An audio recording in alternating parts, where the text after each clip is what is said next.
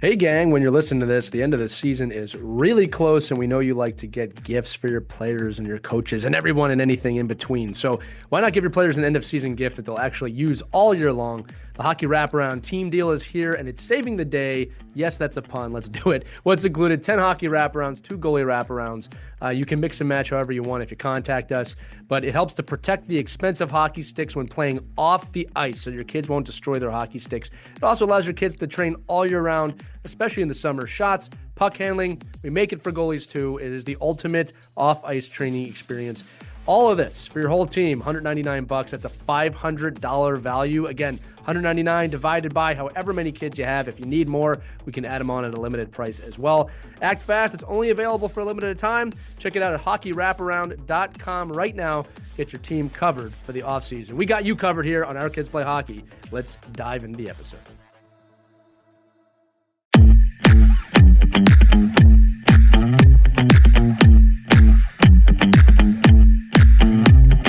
Hello, hockey skaters and goalies around the world. Welcome back to another edition of the Ride to the Rink. It's Lee with Sherry and Mike today, and spring is upon us, my friends, when you're listening to this. The weather, wherever you are, should start to break soon. The cold depths of winter, the freezing temperatures, hockey weather is departing and making way for the rains and the breezes and the birds of spring coming back to us, as I try and end this poetic juncture that I'm doing right now. And what that means is the grass is going to start growing and spring sports are coming. And kids, we want to talk to you for a few minutes about two things. Primarily, it's okay if you don't play hockey in the spring. The show is called The Ride to the Rink. We're all hockey coaches. We all are in the game. And all three of us are telling you right now that if you don't want to play hockey this spring, no matter what anyone's telling you, it's absolutely fine. It's absolutely fine to take off the spring. Adversely, if you want to play spring hockey and you enjoy that, I'm not telling you that's a bad idea too. But I think, kids, that there's so much pressure on you to continue to play year-round, and we're trying to tell you, take a break from the ice. Play another sport or an instrument or something. Go for a walk, but maybe get away from the rink for a few months. You need the break. Your parents need the break. Your coaches need the break. The only thing that doesn't break in the spring is this podcast. We're year-round. All right, but let's go around the horn here. Mike or Sherry, let's talk about spring sports. They're upon us, and the kids play. It's legit important that you play other sports. Yeah, I think you have to take a break. I think mentally, right? You got your fall season, you have your spring season. Take June and July. Maybe do one or two hockey camps, but do something else. My parents, we had a cottage in the summer. We were big on water skiing, just different sports. Played soccer, played basketball, played rugby.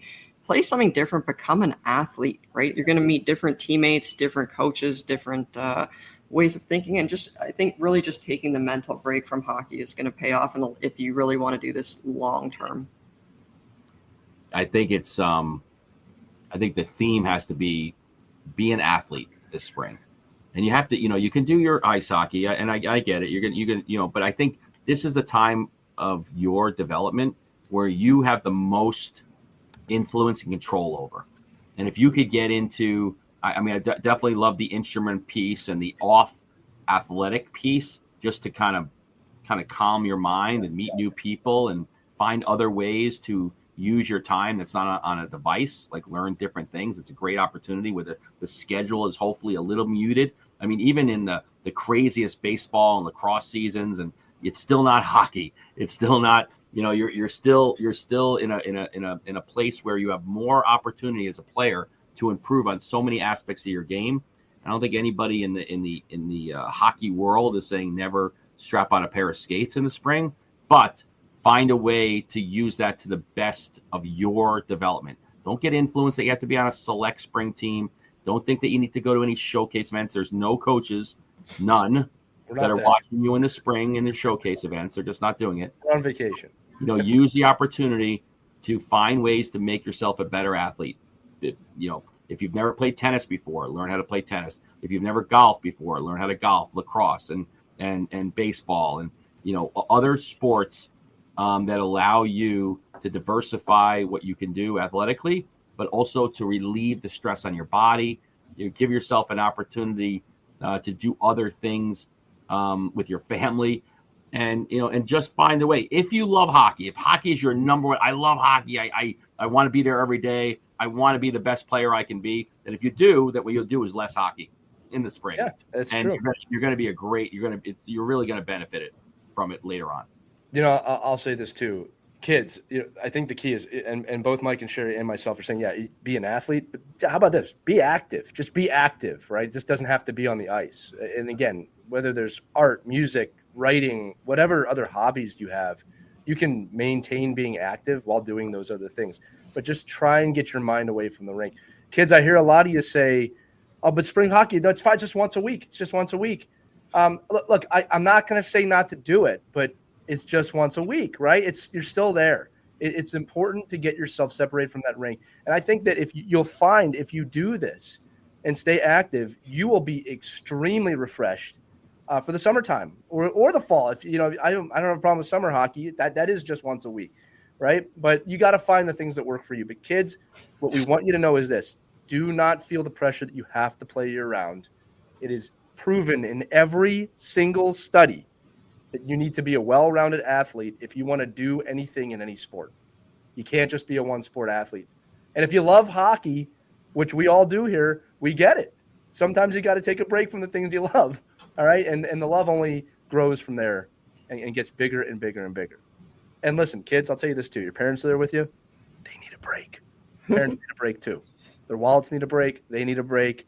You need a minute away from the rink. Trust us, okay? Any final thoughts, Mike and Sherry, or did we nail this one? Nailed it. Awesome.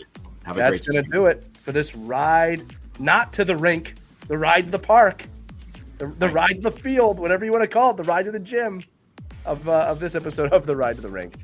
Lee, Mike, and Sherry here with you, kids. Thanks so much for listening. Again, we say it every episode. Remember, we believe in you. You should too. If you have any questions for us, even about what do I do in the spring, click the link accompanying this episode. You'll text us right away or jump on your parents' email, team@ourkidsplayhockey.com. Kids, we love hearing from you. But without further ado, we will escort you into the end of the season. Have a wonderful, wonderful time. We'll see you on the next Ride to the Rink, everybody. Skate on.